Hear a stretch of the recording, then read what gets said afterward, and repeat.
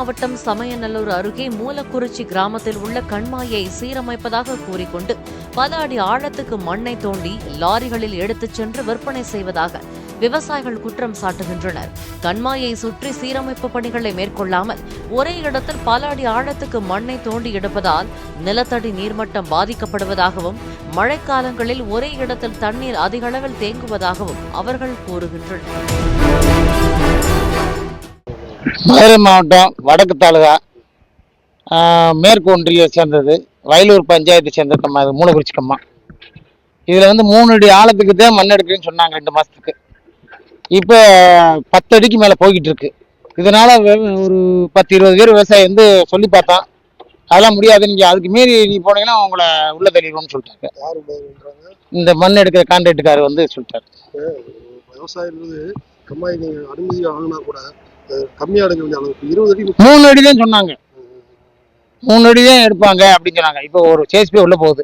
இதை நாங்கள் கேட்டதுக்கு இதில் சொல்லவுமே பேசாமல் இருந்துட்டாங்க, கவர்மெண்ட் ஆர்டர் அப்படின்றாங்க.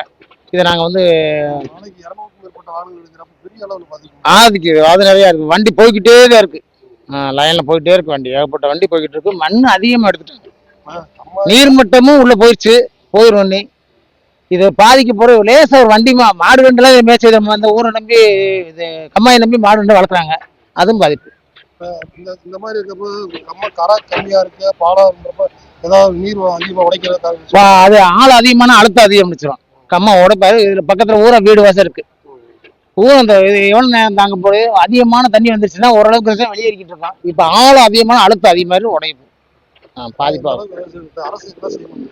இது இப்படி மண் எடுக்கக்கூடாது. 3 அடி நாங்கள சரி 3 அடி எடுக்கட்டும், அது இருந்தா பரவாயில்ல.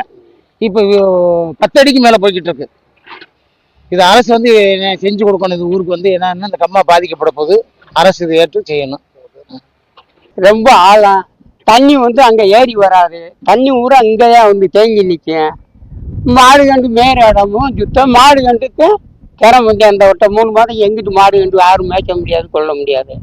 ஆளுக நடமாட்டம் இது வழியாக வருவோம் நாங்கள் ஆடு மாடு பார்க்குறதுக்கு. அதுவும் போக முடியாது, வர முடியாது. நம்ம லேசாக தண்ணிட்டு இறங்குவோம், ஆளை கொண்டு போயிடும் பள்ளத்தில், ஒன்றும் செய்ய முடியாது.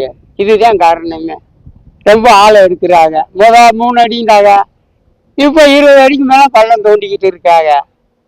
பரசுறாங்க வாய்க்கா மாதிரி தோண்டி விடுவோம் அப்படின்னு சொன்னாங்க, அதுவும் தோண்டி விடலை. தண்ணி வந்தால் அங்கிட்ட வர்ற மாதிரி கணக்கு பண்ணாங்க, அதுவும் வராது. தண்ணி ஊர் அங்கே தான் வரும், அங்கே ஏறி வராது. அது மேடு ஆயிக்கிறது, இது பள்ளம் ஆயிக்கிறது. விவசாயம் இல்லாத பக்கம் பள்ளம் ஆயிடுது, விவசாயம் இருக்கிற பக்கம் மேடு ஆயிடுது. ஆமா. நீங்க புகார் கொடுத்தா என்ன சொல்றாங்க? அவங்க என்ன சொல்றாங்க, அவங்க கலெக்டர்கிட்ட ஆர்டர் வாங்கிட்டு வந்துட்டாங்க. நீங்க கோர்ட்டில் ஆர்டர் வாங்கி நிப்பாட்டுங்கன்னு தான் சொல்றாங்க. அதனால ஒன்றும் இல்லை. அது நம்மள மாதிரி அதெல்லாம் மிரட்டலை. வந்தாங்க கலெக்டர், நீங்க கலெக்டர்கிட்ட அவர் ஆர்டர் வாங்கிட்டு வந்து அடுறாரு, நீங்க கோர்ட்டில் ஆர்டர் வாங்கினீங்கன்னா நிப்பாட்டலாம் பான்றாரு. அதுதான், வேற வழி இல்லை. பிளே ஸ்டோர் மற்றும் ஆப் ஸ்டோரில் இருந்து பாலிமர் செயலியை QR கோடு மூலம் பதிவிறக்கம் செய்யுங்கள். செய்திகளை உடனுக்குடன் பெறுங்கள்.